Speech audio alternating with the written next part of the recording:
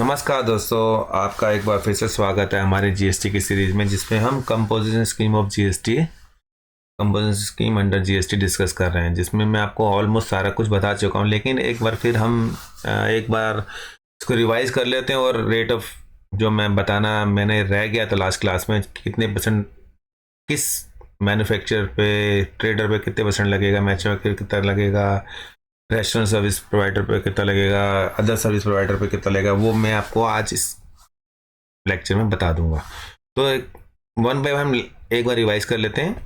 सबसे पहले regular GST और कंपोजिशन जीएसटी में क्या फ़र्क है।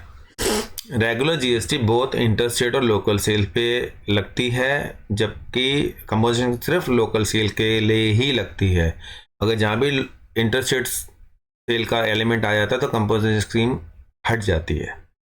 और जीएसटी के रेट हमारे 5%, 12%, 18% और 28% होते हैं।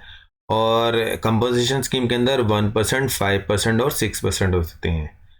रेगुलर जीएसटी के अंदर आपको आईटीसी अवेलेबल होती है, जबकि कंपोजिशन जीएसटी स्कीम के अंदर आईटीसी अवेलेबल नहीं होती है, आपको नहीं मिलेगी। और रेगुलर स्कीम को कोई भी अपना सकता है, इवन द कंपोजिशन जो डीलर है वो भी रेगुलर स्कीम अपना सकता है, लेकिन अदर वे अराउंड नहीं होता इसमें। अगर रेगुलर स्कीम वाला है वो कंपोजिशन स्कीम में नहीं आता वो। और रेगुलर जीएसटी के अंदर हम जो रिटर्न भरते हैं GSTR-1, GSTR-3B और GSTR-9, जो इसकी रिटर्न 1 मंथली भी होती है, क्वार्टरली भी होती है रेगुलर स्कीम के अंदर। क्योंकि कंपोजिशन स्कीम के अंदर हम जो क्वार्टरली पेमेंट ऑफ जीएसटी करते हैं GCMP 08 के थ्रू करते हैं। और 2 एनुअल रिटर्न होती हैं इसकी, GSTR-4 जो कि 30 अप्रैल तक भरी जाती है, और एक GSTR-9 है जो कि 31 दिसंबर तक भरी जाती है। ये कंपोजिशन जीएसटी स्कीम में रिटर्न्स होती हैं। इसमें पर्सन कौन कौन से होते हैं कंपोजिशन स्कीम के अंदर? मैन्युफैक्चरर्स होते हैं, ट्रेडर्स होते हैं, रेस्टोरेंट सर्विसेज होते हैं, अदर सर्विस प्रोवाइडर होते हैं। और इनका टर्नओवर क्राइटेरिया क्या होता है वो मैं आपको बता देता हूँ।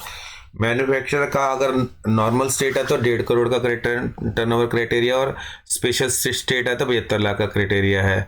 ट्रेडर्स का अगर नॉर्मल स्टेट है तो 1.5 करोड़ का क्राइटेरिया है, और स्पेशल स्टेट है तो 72 लाख का क्राइटेरिया। अगर मैन्युफैक्चरर ट्रेडर गुड्स के साथ साथ सर्विस भी प्रोवाइड करते हैं तो उनको तभी मिलेगी स्कीम जब वो मैक्सिमम 10% ऑफ टर्नओवर या 5 लाख, जिसमें से जो ज़्यादा है वहीं तक अगर आप सर्विस प्रोवाइड करते हैं तो तभी मिलेगा मैन्युफैक्चरर ट्रेडर को।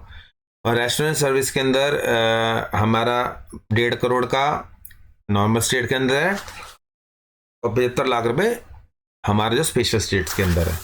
और अदर सर्विस के अंदर वही 1.5 करोड़ नॉर्मल स्टेट्स के लिए और 75 लाख रुपए स्पेशल स्टेट्स के अंदर हमारा मिलेगा। और इसके अलावा स्पेशल स्टेट्स मैं बता रहा हूँ, जो मैंने डिस्कस किया था स्पेशल स्टेट में कम क्यों हो रहा है, रेट कम हो रहा था, उसमें 7 सिस्टर प्लस एक उत्तराखंड है। 7 सिस्टर में अरुणाचल प्रदेश, मणिपुर, मेघालय, मिजोरम, नागालैंड, सिक्किम और त्रिपुरा। इसके अलावा उत्तराखंड भी एक स्टेट है जिसके पे स्पेशल रेट अप्लाई होते हैं, स्पेशल स्टेट का इन्हें स्टेटस मिला हुआ है। इसके अलावा ये रेट्स हैं जो हमने पिछली बार बताना मैंने आपको छोड़ दिया था कि अगली बार ही डिस्कस करेंगे। Manufacture of goods and goods पे 1% का रेट लगता है, ट्रेडर ऑफ गुड्स पे 1% का रेट लगता है जीएसटी। और ये सेल्स पे जितनी टोटल सेल होती है उसका 1% क्वार्टरली बेसिस पे हम पेमेंट करते हैं इसको, और ट्रेडर में 1% क्वार्टरली बेसिस पे हम पेमेंट करते हैं। रेस्टोरेंट सर्विस के लिए भी 5% का रेट है इसका, और ये भी क्वार्टरली पेमेंट होती है, ये भी इसकी टर्नओवर पे ही होती है। और टर्नओवर आपको पता है 1.5 करोड़ 75 लाख इसका क्राइटेरिया। और अदर सर्विस प्रोवाइडर पे 6%। ये ना अगर कोई मैन्युफैक्चर नहीं है, ट्रेडर नहीं है, रेस्टोरेंट सर्विस नहीं है, उसके अलावा कोई सर्विस प्रोवाइड करता है, उस पर 6% ऑफ जीएसटी लग जाता है। और इसमें बताने वाली बात है, इसमें आईटीसी नहीं मिलता, जीएसटी का आईटीसी नहीं मिलता। ये चीज़ आपको मैंने बता के रखी थी। ये चीज़, ये कंपोजिशन स्कीम के अंदर सारी चीज़ें आपको पता होगा तो आप कहीं भी गलती नहीं करेंगे। आपको जब जरूरत पड़ेगी किसी को एडवाइस देनी है कि आपको कंपोजिशन स्कीम लेनी चाहिए कि नहीं लेनी चाहिए, या आप एलिजिबल हैं कि नहीं है, तो आप आराम से उसे एडवाइस दे सकते हैं। अगर ये बातें आपको मेरी ध्यान में रहती हैं तो आप इसको अच्छी तरह समझिए। मेरे शुरू के 3 वीडियोस देखिए और चौथा वीडियो देखिए तो आपको सारा क्लियर हो जाएगा कंपोजिशन स्कीम के अंदर क्या क्या होता है। अकाउंटिंग ट्रीटमेंट के लिए मैं आपको अलग से एक वीडियो लाऊंगा जिसमें मैं अकाउंटिंग ट्रीटमेंट के बारे में, कंपोजिशन स्कीम के बारे में बताऊंगा।